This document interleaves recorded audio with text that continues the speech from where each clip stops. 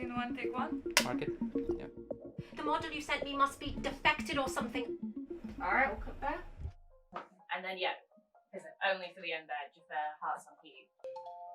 Hearts and heat. Turn and look that way. Oh my god!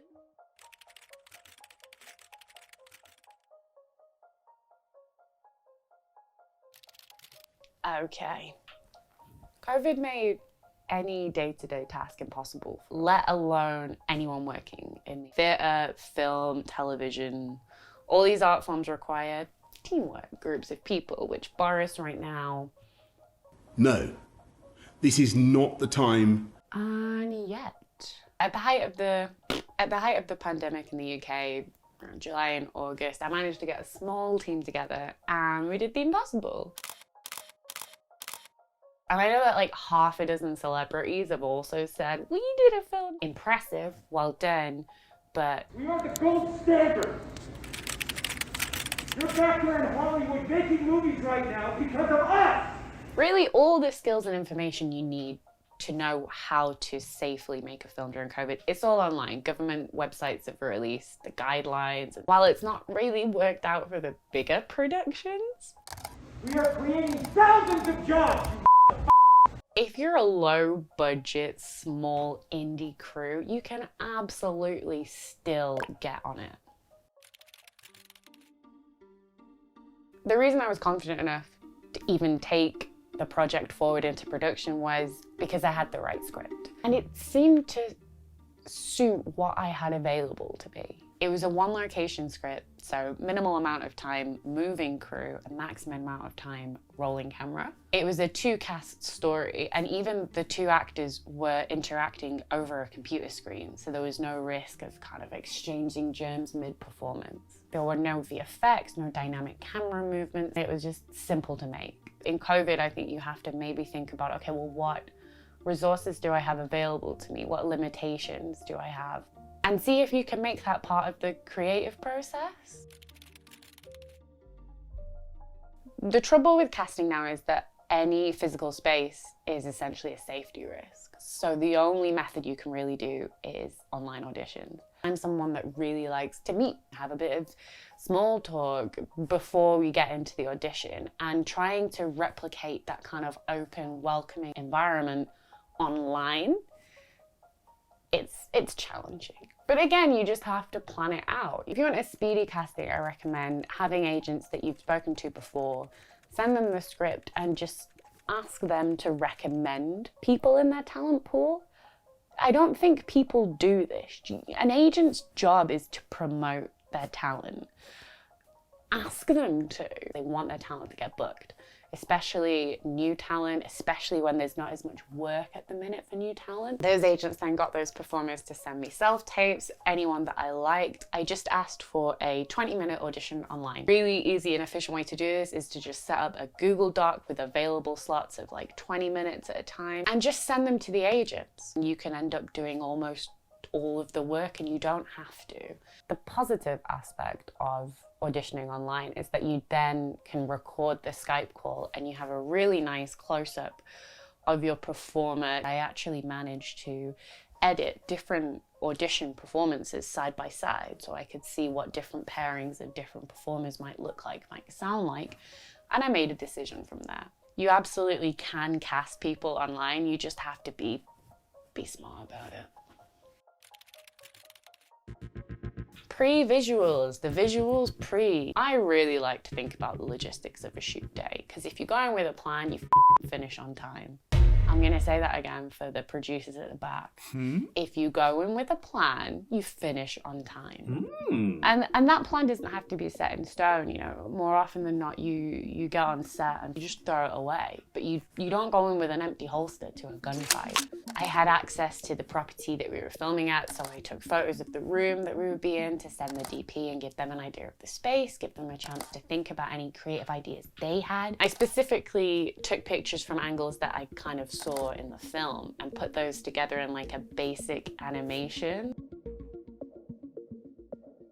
And as hilariously bad as it was useful. I also made a bird's eye view plan of the floor and where cameras would be placed, as well as the character blocking. Again, just for clarity, just so that they could see where my start point was, so that when we arrived on set, we were all beginning from the same place, and then they could add their creative flair. I was once on the tube and I was watching this mum with her kid, and she went, no, Daniel, don't lick the tube window. You don't know at 2 years old that you shouldn't lick the tube window. So assume everyone on set is Daniel and is gonna lick every tube window that there is. You just have to really spell out what they can and can't do. With COVID, I don't think you can leave anything up to anyone's common sense. You kind of have to spell everything out. I don't ever want to see it again! The specific health and safety approaches for the short film in this instance, they weren't super different to how I would usually approach risk assessments and communicating with cast and crew. They were just really detailed. I used a space that I had personal access to, which meant I could write up really detailed safety measures to share with the cast and crew before they got on set. I got a screen skills certificate for basic COVID awareness. That's something you can get online for free. And it's just a way to professionally say to people, like, I've been taken through the steps and I know what the risks are. I made sure that at least 2 of the people on set had either done that certificate or had been in another professional environment where they'd had vigorous training and they were aware of the risks to look out for. I also worked out the maximum capacity of each room and put kind of a map down for people, just so that if I told someone to get out the room, they knew I wasn't being rude. It was a health and safety measure. Keep the location ventilated, keep people moving. It's just making people aware of all the dirty windows that they can't lick, you know? Gathering crew during COVID was a challenge. Even though people seemed to have less work, they also seemed less accessible. So it was about getting the right people, the right time on the right day. Don't make it harder for yourself. Just make a Google Doc sheet and send it out to everyone with like a 3-week period, and just get them to know any blocks where they're available and any that they're not. And eventually it'll all line up, you know? Get smart people. I had names that I could call up for favors or to help out or do this for mates rates, and I was really proud of the team that we got together. Everyone did really good work and everyone was just really lovely as well. So thanks for being decent human beings, everyone. Because pre-production meetings are really hard to organize, you just have to do everything through Skype calls. So I had lots of conversations with my DP in the room that we were shooting in, just to talk through stuff, get him familiar with the space that we were going to be in. The biggest thing that added to the efficiency of the day, I felt, was that we dressed the room and pre-lit it the night before the shoot. Pre-lighting means that you will get 3 or 4 hours of uninterrupted time with your DP, looking at the room and getting it the way that you want it, talking about the shots, getting some test shots. It's creating familiarity and a safe space. So along with planning the catering and the schedule and the risk assessments and all the other fun things that you do when you produce a film, it took a few days of work to get everything in order. But because it was all being done in one day, the filming process was actually pretty smooth. Because we had pre-lit the night before and dressed the set, everyone could just come in and have a coffee, wake up, say hello to each other and get ready to go. We started the day just by gathering everyone around to listen to the pages that we were gonna film today. And I really liked that from a director point of view, just to get everyone around and listen, a bit of camaraderie before the hard work begins. And the rest of the shoot day, it was honestly pretty much just like any other set. Everyone was informed and well aware of what they had to do in the job, but how to do it safely. And even when we were wrapping, everyone stayed focused and on. We made sure that everyone vacated the set and department by department would take things down. Camera department stayed in the set to clear their kit. Once they were done, production design went in and stripped the set back to how it was. Then I went in and cleaned it later that night. Keep people on their toes, because they'll forget. We all want to forget it.